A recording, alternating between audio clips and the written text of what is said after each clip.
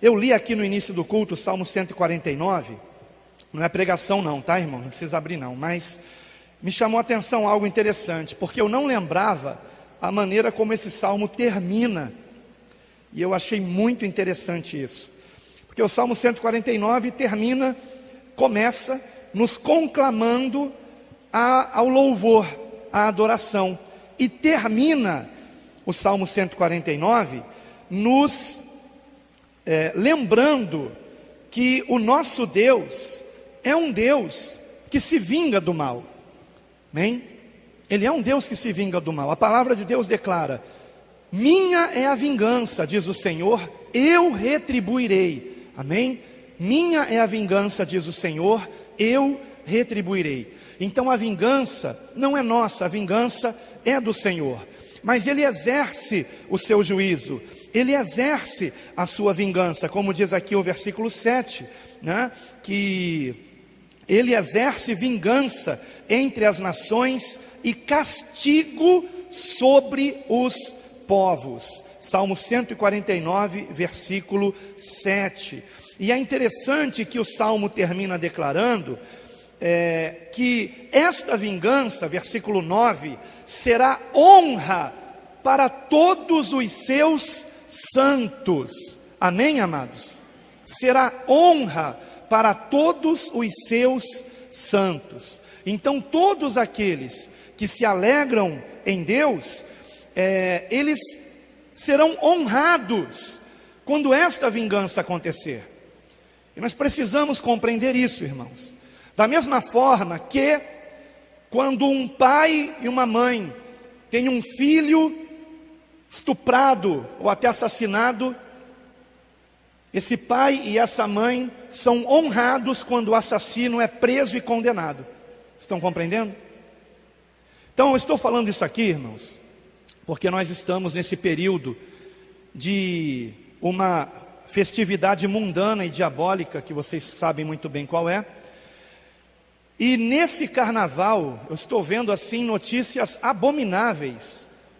Eu vi, por exemplo, a notícia de que uma suposta evangélica estará saindo nua num bloco de carnaval com a autorização do seu pastor.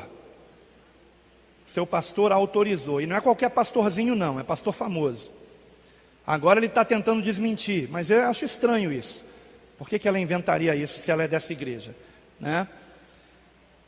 Então, esse é o número 1. Número 2, bloco de carnaval evangélico. Músicas carnais, que o pessoal pensa assim: toda música é de Deus. De onde você tirou isso? Né? Eu não sei de onde você tirou isso. É a mesma coisa que alguém dizer assim: todo desenho que se pinta num quadro é de Deus. Todo desenho que se pinta num quadro é de Deus? Então nem toda música também é de Deus. Existem músicas que são nitidamente diabólicas, né? O ritmo. Então não adianta você colocar uma letra bíblica numa música carnal e diabólica, cujo ritmo é o mesmo ritmo de umbanda e candomblé para chamar demônios. Então é a mistura do santo com o profano. Isso é abominável a Deus, abominável. Pastor, mas é para evangelizar. Queridos, aonde é que está na Bíblia que é assim que a gente evangeliza? Não existe isso na palavra de Deus. Você consegue imaginar Paulo, Pedro, Tiago, João pulando o carnaval? Você consegue imaginar? Certa vez me perguntaram: pastor, eu fui numa igreja em que estava acontecendo uns negócios estranhos, tinha gente rodopiando, tinha gente pulando, tinha gente rastejando no chão. Pastor, isso é de Deus ou não é? A minha pergunta foi: você consegue imaginar Jesus fazendo isso? E a resposta da pessoa foi: obrigado, pastor, não precisa explicar mais nada. É simples. Você consegue imaginar Jesus pulando o carnaval? Hein? Dá para imaginar isso? Então, esse é o número 2, outra abominação. E a terceira abominação, que eu fiquei sabendo, é que um desses blocos aí de carnaval terá uma ala com 40 casais simulando relações sexuais, simulando o ato sexual com sendo guardados pela imagem de um demônio. Não sei qual demônio, nem me interessa saber, espero que eu nem veja isso, né? E é por isso que eu digo que você não deve ligar sua TV, especialmente Rede Globo, Bandeirantes, que são as TVs aí. Agora eu fiquei sabendo ontem, o missionário Reginaldo me contou que ele ficou muito triste, que ele estava vendo o noticiário na Record e na propaganda falou assim: carnaval é na Record, né? Aí ele ficou triste, ele falou: misericórdia, uma TV que começou para ser uma TV cristã, com coisas sadias, né? Está totalmente mundanizada. Então, irmãos, são essas abominações aí, e aí a gente se pergunta: até quando? Até quando? Até quando a paciência do Senhor continuará? Então eu gostaria de lembrar vocês que o nosso Deus é um Deus de vingança. E eu gostaria de fazer uma leitura aqui de Ezequiel, capítulo 14, versículo 12. Eu já aconselhei a toda a igreja que ouvisse essa pregação que eu trouxe baseada nesse texto. Não é a pregação, tá, de hoje, mas eu quero só alertar vocês de uma coisa. Em Ezequiel, capítulo 14, versículo 12, está escrito o seguinte: veio ainda a mim a palavra do Senhor dizendo: filho do homem, quando uma terra pecar contra mim, cometendo graves transgressões, estenderei a mão contra ela e tornarei instável o sustento do pão, e enviarei contra ela fome, e eliminarei dela homens e animais. Ainda que estivessem no meio dela estes 3 homens, Noé, Daniel e Jó, eles, pela sua justiça, salvariam apenas a sua própria vida, diz o Senhor Deus. Apenas a sua própria vida. Noé, Daniel e Jó. Queridos, existem textos na palavra de Deus que são eternos, porque estabelecem princípios imutáveis. E o que está escrito aqui é um destes princípios imutáveis. Quando uma nação, quando uma terra, quando um povo cometer graves transgressões contra Deus, o próprio Deus estenderá contra esta nação, contra esta terra, contra este povo a sua mão e exercerá o seu juízo contra este lugar, contra este povo. E ainda que estes 3 justos, Noé, Daniel e Jó, vivessem nesta nação, eles, pela sua justiça, salvariam apenas a própria vida. Nem os seus filhos seriam poupados, diz o texto, porque eu não li o texto inteiro. O texto continua. O texto não fala só de fome, o texto fala de 4 castigos: fome, peste, violência, guerra, né? E catástrofes naturais, que são as chamadas feras da natureza, as catástrofes naturais, terremotos, furacões, tornados, tsunamis, coisas dessa natureza. Diga, meu amigo. É o 18? Obrigado, pastor. Então diz assim o 18: tão certo como eu vivo, diz o Senhor Deus, ainda que estes 3 homens estivessem no meio dela, não salvariam nem a seus filhos, nem as suas filhas, só eles seriam salvos. Viram aí, irmãos? Obrigado, pastor. Irmãos, o juízo de Deus já começou na nossa nação, com as pestes, com a violência. Nós vimos no ano passado, né, um aumento do número de casos de zika, chikungunya, dengue, casos de crianças com microcefalia. Eu também chamo isso de uma peste, né, não tem como ser diferente. E febre amarela agora também. A gente está vendo exatamente o cumprimento da palavra de Deus. Como foi que começou esse ano?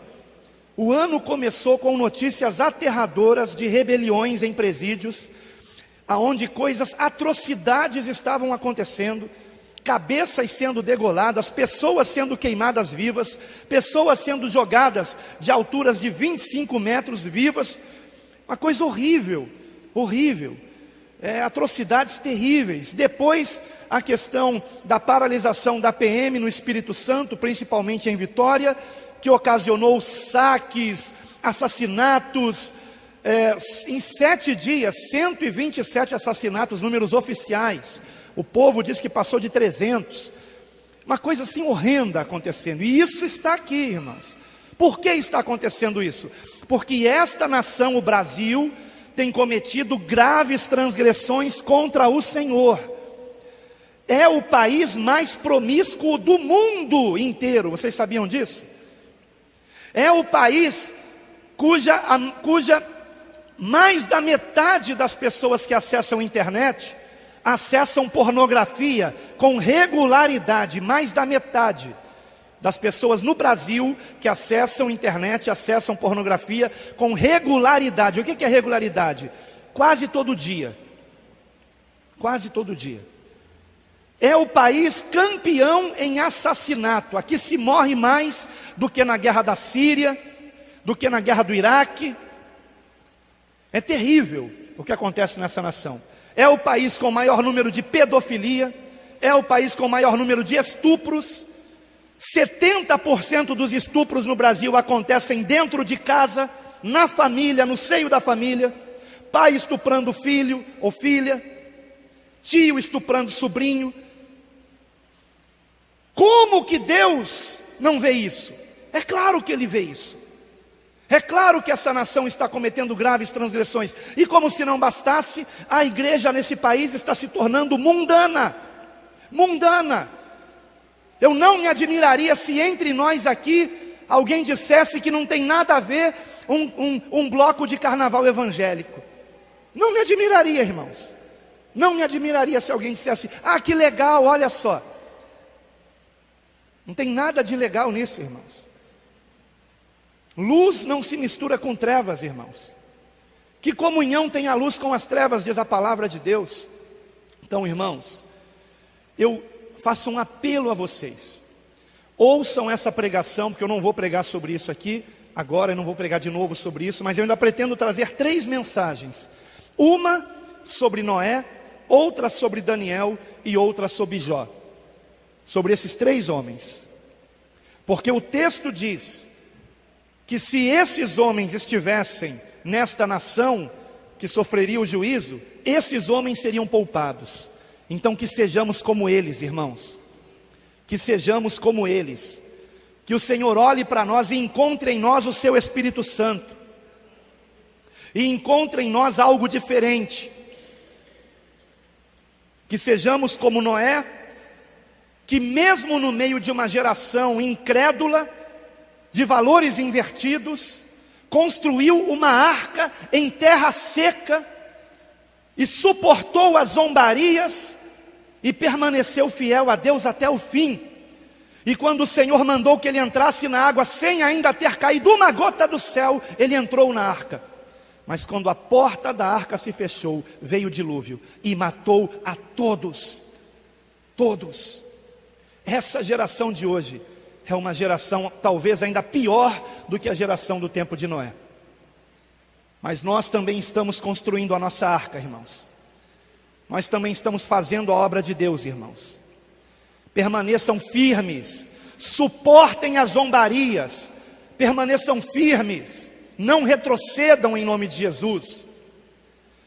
Não entrem nesse mantra do mundo, não tem nada a ver, não tem nada a ver, não tem nada a ver. Tem a ver, a palavra de Deus diz que tem a ver.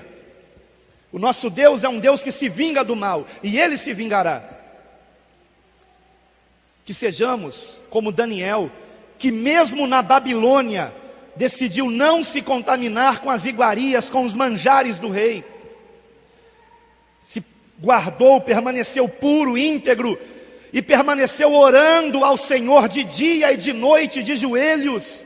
Uma vida disciplinada de oração. Temos que ter uma vida disciplinada de oração.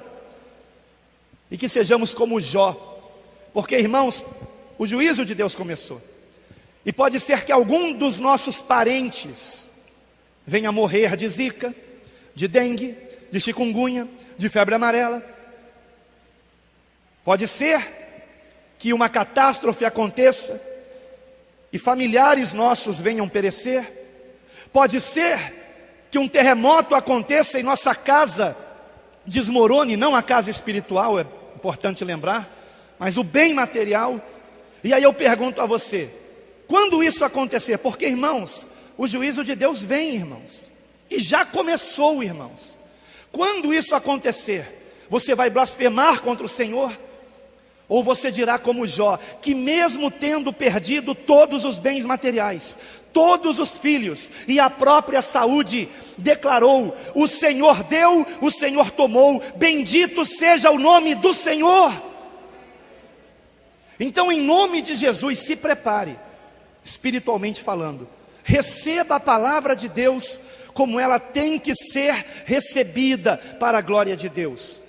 Toda vez que a palavra de Deus for pregada, receba como verdadeiramente ela é, a palavra de Cristo, como se o próprio Senhor Jesus em carne e osso estivesse aqui trazendo a palavra, porque ainda que você não o veja aqui em carne e osso, é o seu Espírito Santo que está falando através deste púlpito para a glória de Deus, irmãos, e para a salvação das almas.